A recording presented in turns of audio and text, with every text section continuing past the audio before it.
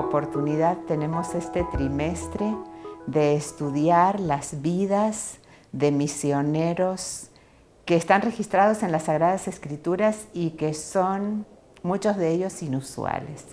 Acompáñenme a mirar a una de ellas, que es Esther y su tío Mardoqueo. En este momento, al conversar con usted como maestro, quiero proponerle algunas ideas de cómo con su propia clase puede pasar por todo el círculo del aprendizaje. Como maestros, al estar frente a nuestros alumnos, tenemos una diversidad de intereses y de caracteres y tenemos que asegurarnos que el mensaje de la Biblia les toca profundamente a cada uno de ellos y por eso como maestros debemos planear el aprendizaje de tal manera que toque todas las áreas de la vida de todos nuestros estudiantes. Así que aquí vamos con mi propuesta. Propongo, para capturar la atención, que es el primer paso como maestros, hacerles una pregunta. ¿Por qué estarías dispuesto a arriesgar tu vida? Digamos, si tienes el 75% de posibilidades de salir ganando, pero un 25% de posibilidades de morir en el intento, ¿estarías dispuesto a dar tu vida, digamos, por tu papá o tu mamá? ¿Por tu mascota? ¿Para ganar $10 millones? ¿Para vengarte de alguien? ¿Para salvar a alguien? ¿Para ser famoso? ¿Para que tu candidato sea presidente del país?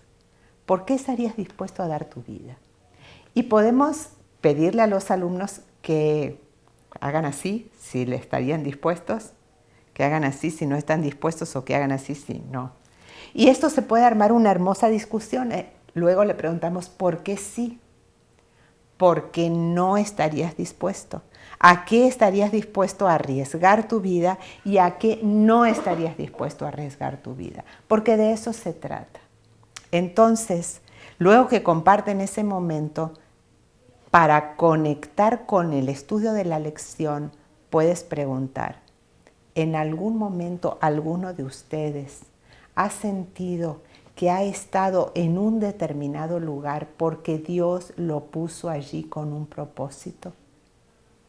Y deje que piense. Si usted tiene alguna experiencia personal, ese puede ser el momento de compartirla. Por ejemplo, al pensar en esta pregunta, yo misma me recordé de la primera vez que yo sentí que Dios me había puesto en un lugar por un propósito. Tenía 13 años, estudiaba en un colegio católico, en una escuela de monjas, y éramos solamente 2 chicas adventistas, mi compañera y yo. Y las dos organizábamos y dirigíamos el coro de la escuela. No había nadie que conociera música suficiente y nosotras éramos las que mejor lo podíamos hacer. Y habíamos preparado una pieza durante varios meses para poder cantarla. Y la directora de la escuela decidió que determinado sábado iba a ser el momento para presentarla en público. Mi amiga y yo nos pusimos muy nerviosas. ¿Cómo le decíamos a la directora de la escuela que después de muchos meses de preparación, esa pieza no la íbamos a poder dirigir en sábado? En ese momento sentimos que Dios nos había puesto allí para dar testimonio del sábado. Gracias a Dios pudimos resolver la situación. Pero permita que los compañeros, que los miembros de su clase expresen alguna opinión, algún momento en el que sintieron que Dios los había puesto allí. Estas 2 actividades le van a servir a usted como una introducción para entrar en el estudio de la Biblia. Esta semana estudiamos un libro muy pequeño, 10 capítulos, que muestra la historia apasionante de una mujer que vivió entre contrastes. A diferencia de la semana pasada, que solamente teníamos unos pocos versículos, esta vez tenemos 10 capítulos. No podemos leer Esther de punta a punta. Así que mi sugerencia es que nos enfoquemos en 2 capítulos y que vayamos revisando la historia de la vida de Esther y nos detenemos en el capítulo 4 y en el capítulo 8. Para poder llegar al capítulo 4 necesitamos repasar la historia y mi sugerencia es que tal vez la miremos en los contrastes del personaje. Tomemos a Esther en una situación sumamente desprotegida. Estaba en un país donde había un torbellino político. ¿Nos suena familiar? Ella era miembro de un grupo étnico que era una minoría. De hecho, estaban exiliados allí en Media y Persia. Ella pertenecía a un grupo religioso que también era minoritario. Ella no formaba parte de una familia bien constituida, era huérfana. Era una mujer, era una muchacha. ¿Qué otras cosas podría tener en su contra? Sin embargo, Dios obró de una manera sobrenatural que le dio oportunidades para que esta situación de desventaja se convirtiera en una oportunidad para Dios. Y podemos mirar los contrastes de una situación desprotegida y de un sector minoritario, se convirtió en la reina más poderosa del imperio más grande del mundo. Y uno podría decir, ok, parece esto como la historia de la Cenicienta, pero Dios la tenía allí por un lugar, por un propósito. Y entonces podemos entrar allí al capítulo 4. El capítulo 4, y le pueden pedir a los miembros que lo lean en voz baja con una pregunta. ¿Dónde está la clave de la decisión de Esther? La decisión de Esther está en el versículo 16. Esther dijo que respondiesen a Mardoqueo: ve y reúne a todos los judíos, ayunen por mí, no coman ni beban en 3 días y 3 noches. Yo también lo voy a hacer con mis doncellas y voy a ver al rey. Y si perezco, que perezca. Fíjense, llega a una cumbre. ¿Por qué esta chica decidió esto? ¿Porque tenía miedo del rey? ¿Porque quería quedar bien con su tío? ¿O porque simplemente había percibido que todas las situaciones de su vida convergían en un propósito que Dios tenía para ella? Ese es un momento para conversar. ¿Cómo reaccionamos cuando Dios nos pone en una situación? Y entonces podemos ir pasando por los capítulos 5, 6 y 7, donde muestran la manera prudente y sabia como la reina se presenta ante el rey.